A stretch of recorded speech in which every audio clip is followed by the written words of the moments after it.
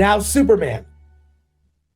They spent the most time, and let me begin with an addendum to what I reported Monday, and you knew most of that, but yes. I have since talked to another person who was at the same screening who was not impressed, who said that the movie it was okay, but he said that the movie felt like the second or third film in a series of movies, and you haven't seen the first movie.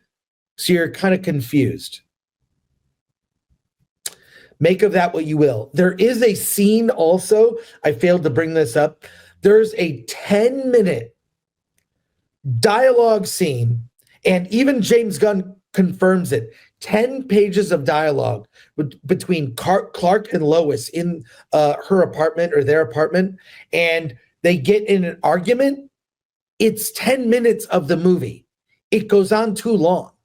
That's one scene. In addition, James Gunn riffs on himself, meaning the Guardians hallway scene. There's another scene like that in Superman.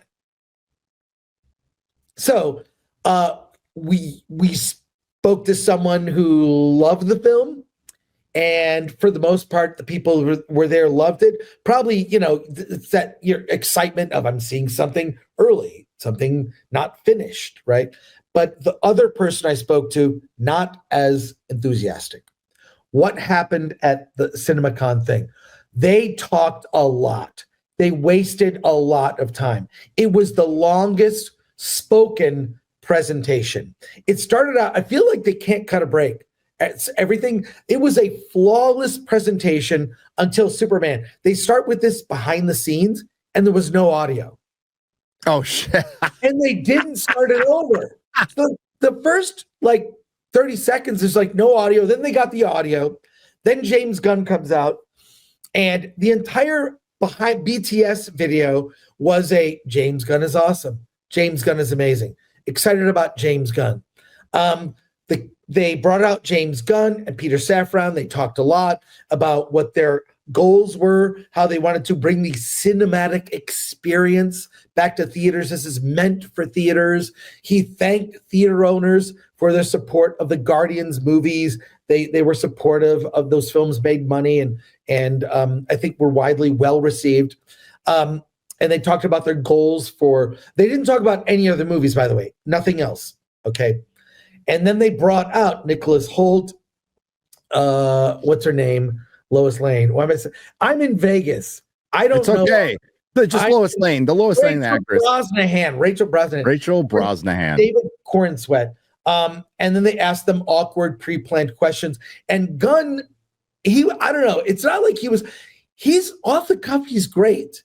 But he goes, and here at DC Studios, he was so rehearsed.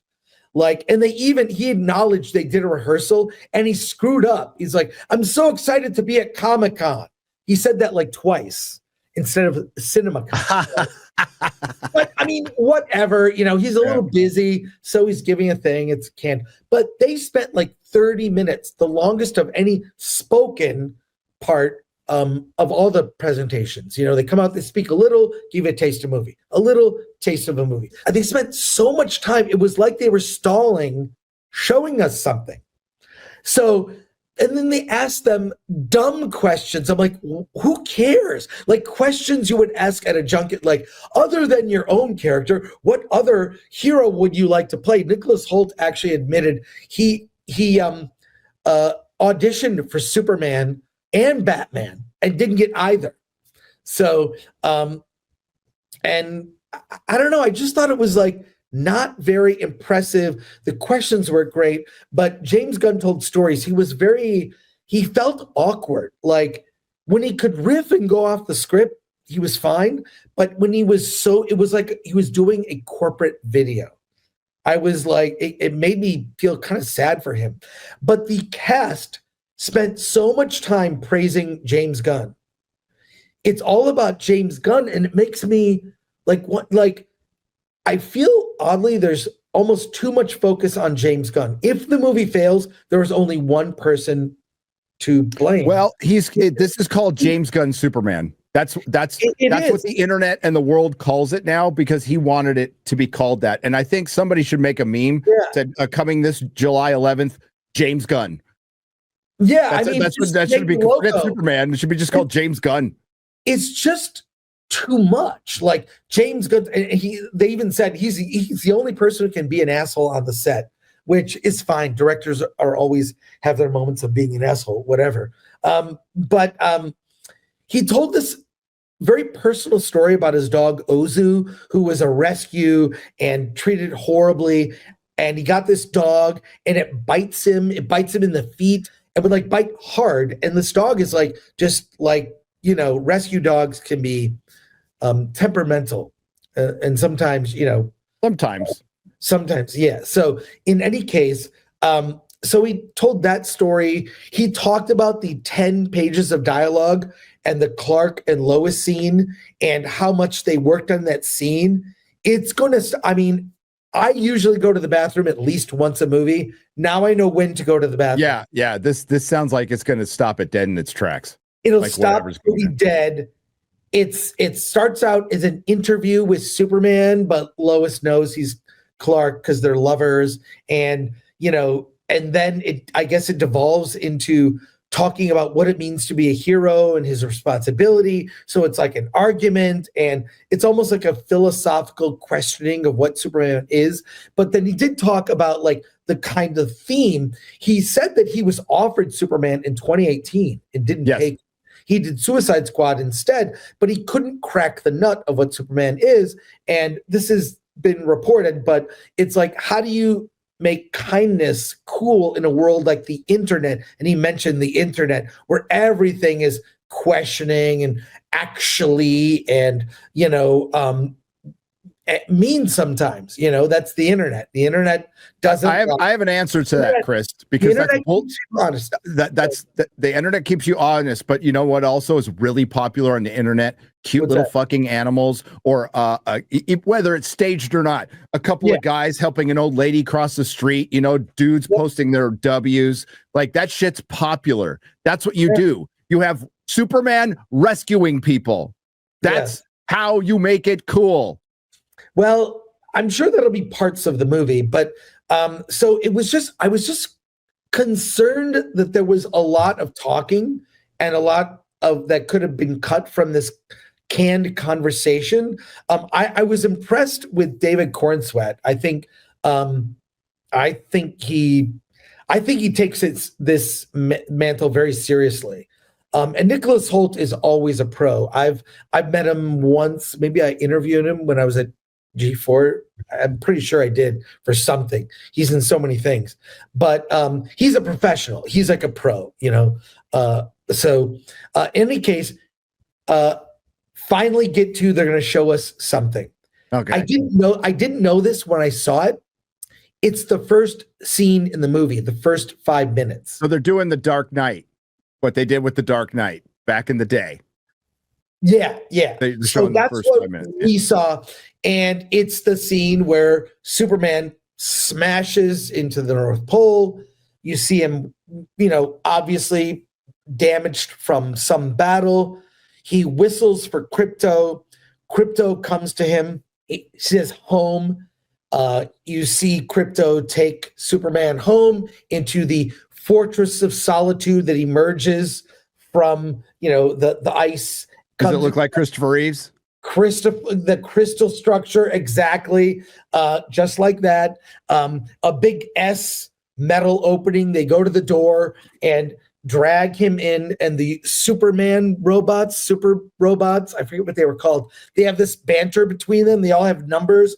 It's funny banter between the robots. We're not alive. We don't have feelings. It doesn't matter to us. They take him to this chair where they pivot him to a magnifier that magnifies the yellow sun, and he then heals from his wounds. He's got to get back to whatever the battle was, and Krypto is kind of biting at his feet. Literally, the dog in the movie is a self-insert of something from James Gunn's life. The dog, his dog Ozu. Like, he described it to us in real life about his personal dog story, and then we saw that scene play out. We see Superman then go, and David Cornsweet, have to give him credit. He was good. He was good in what I saw, which wasn't much. He goes to the exit and to go back to whatever the battle is. He looks at Crypto and like, you're not coming with me. You're a bad boy, biting his feet and being a little rambunctious dog. Dude, the dog is cute. I'm sorry. And when Superman looks back at the dog, like, you're not coming, like the whole audience went, oh. I mean, it was the whole place went, oh. It is like, look, the dog's cute. He's going to be. Everybody loves dogs. There's nothing wrong with dogs. They're not perfect. So it's like, you're not coming, Crypto. You're not coming to the fight. So then he blazes off on his own. It's about a 5-minute scene. Then after that, we saw a montage of things we've seen before. Okay. And I'll just say it was okay. It was okay. I thought, okay. Like, it was just okay. It wasn't bad, not a disaster. It feels like the long time they talked was kind of stalling because they weren't showing much. And look, everybody's going to love that dog. Crypto toys are going to sell. Crypto will be very popular.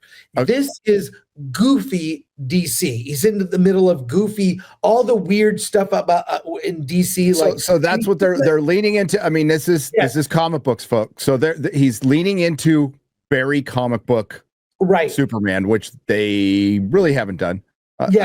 Donner did that, spinning the earth back. But my question is, you spoke earlier about we're hearing all this. It's amazing out there, but you're saying that the room reacted differently.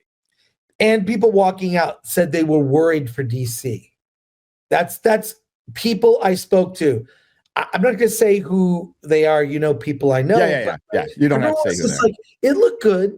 It looked good. When your voice kind of goes up, that was good. It was good. Look, I like Crypto. I actually think David Cornsweet was, in the brief scene, he was good. But, I got 2 different opinions of the test screening.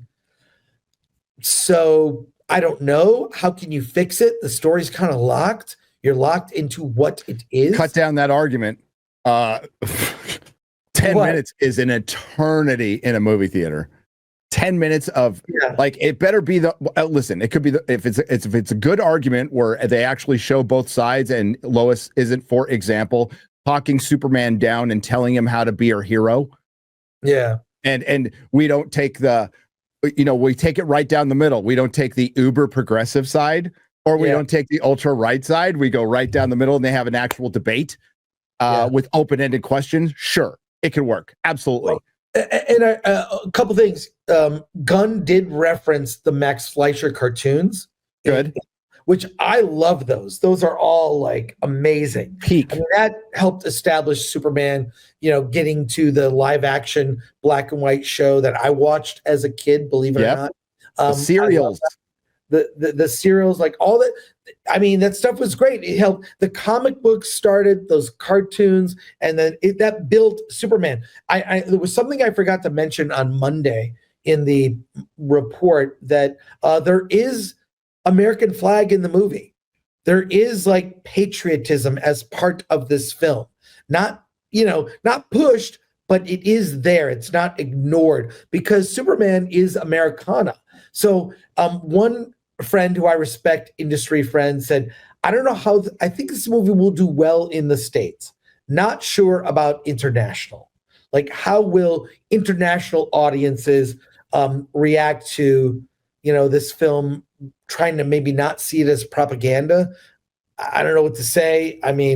Whatever. I can't see James Gunn. If they didn't think that about Top Gun Maverick, I can't see them thinking about that, about this movie. Yeah. It just has to be good, Yeah, but I'm mixed on it. I was really and by the way, what I reported on Monday, that's not my opinion. I'm just telling you what someone else told me. What somebody else said. So that's the first scene in the movie. Okay. It was Crypto, huge hit. like without a doubt, huge hit. We'll be getting in the I have audience. no problem with crypto being that will be at all. Be a hit. I think David Cornsweet, solid. Superman. Okay, costume. How to look in action. It's still that ill-fitting. It doesn't like Cavill looked better in the suit. I'm sorry, he looked better in the suit. Just does.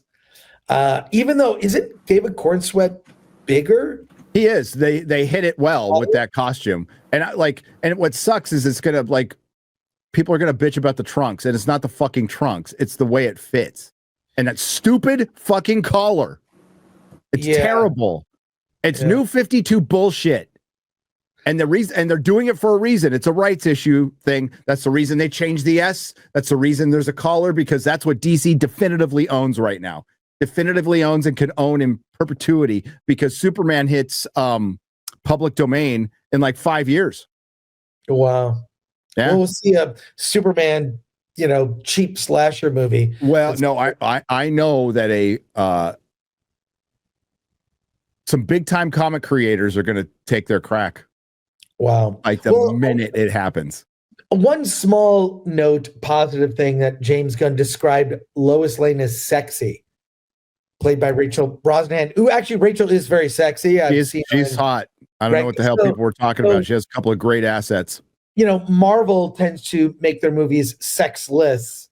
So to hear him say that, it's like, acknowledge, yes, Gamora is a sexy character. Like, it's okay to have sexier in the comics, but in movies, right? But so I don't see what's wrong with that. So overall, like, it's again, I'll repeat what I've said. I'm cautiously optimistic. But the one thing you can say about Gunn, he does have a good track record at the box office. Yes, he does.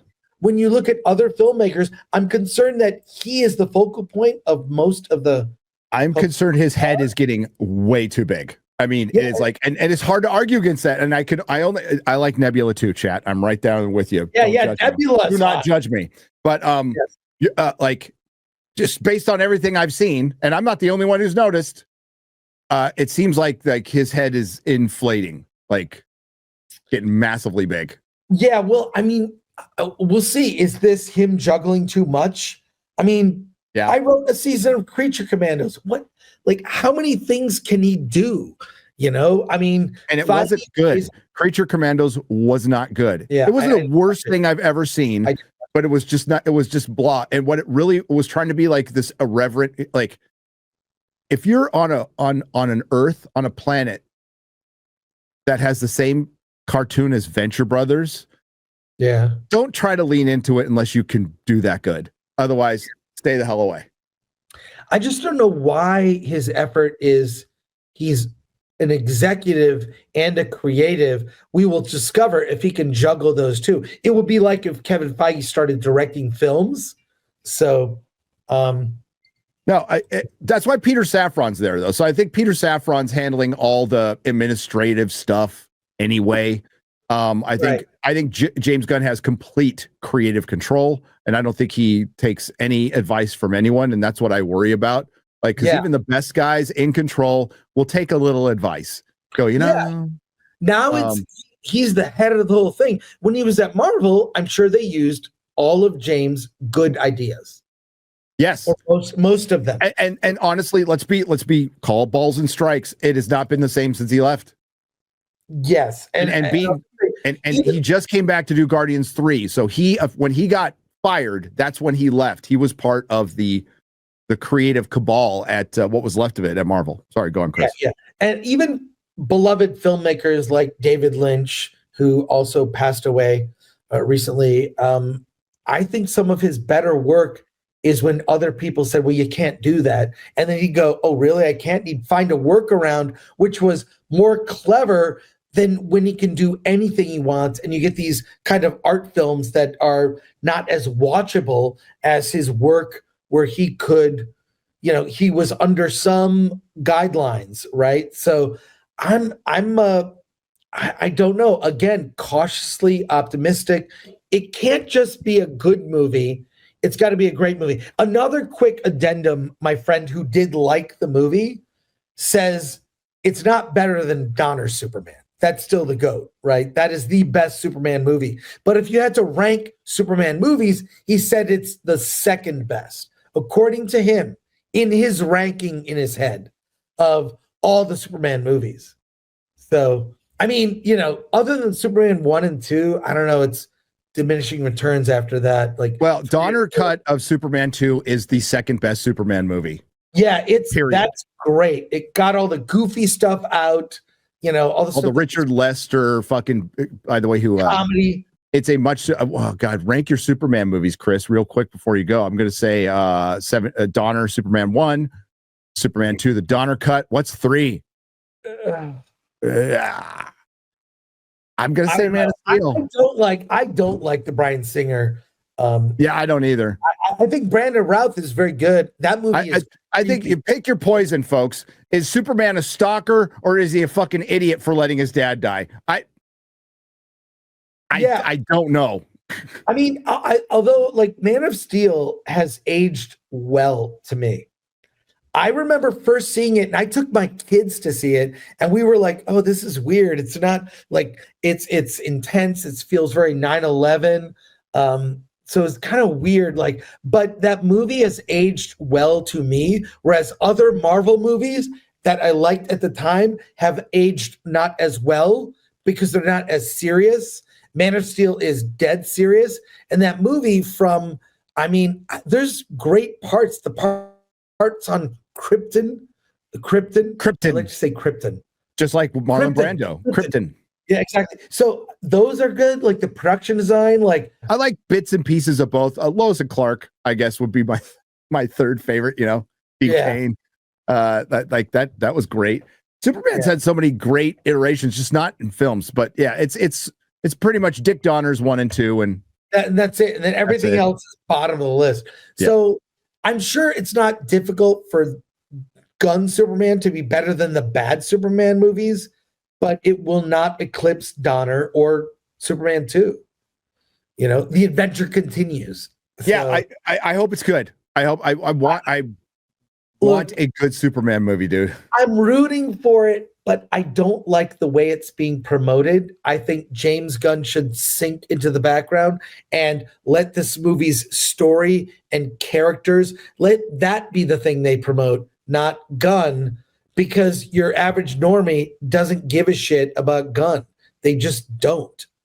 You know, and the average normie loves Superman as a character, wants to see a good Superman movie. So if there's a good romance, wish he was a lab. Lois and Superman are really developed and really embody those characters, it'll hit with normies. It's all this weird stuff like the bantering robots in the Fortress of Solitude. I think some of the goofy stuff will confuse normies. Yeah. You know what DC movie James Gunn would have been perfect for? And I mean, 1,000% perfect. Even more perfect than the Suicide Squad. Justice League International. Yeah. If you ever read the Justice League International, which is a great run in the 80s, it is tailor-made for James Gunn. Yeah. With Batman in it. Like it would be so fucking good. And Batman and Guy Gardner arguing. It's I love that. I remember reading that. It was so good. Yeah. That he would be perfect for that movie. Yeah. But yeah, I just and Ambush Bug. I think also, by the way, the industry wants this to be a hit. They need it to be. It's not want. Want and need. Yes. Theaters really need this movie to be a hit. Really need it to be a hit. So I think in the press, you're going to see it reported like, knocked it out of the park, amazing. In the room and kind of talking after, everyone was like, yeah, you know, I'm worried. We'll see. Everyone's like, we'll see. Like, but I'm worried about this movie. Like, I don't look. Is it going to bomb like Snow White? No way. No, not at all. No, not at all. But you know, it might just sort of be huge in the beginning and peter out. Just peter out. So we'll see. Nerdrotic.com. Please subscribe.